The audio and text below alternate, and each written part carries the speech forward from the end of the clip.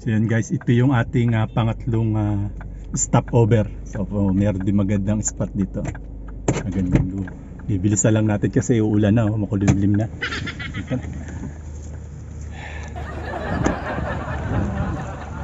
Ito guys, pakita ko sa inyo.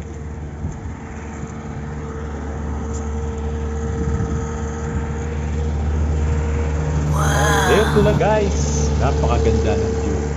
So yan, sa Mabitak Laguna po ito, sa may kurba ng Mabitak Laguna.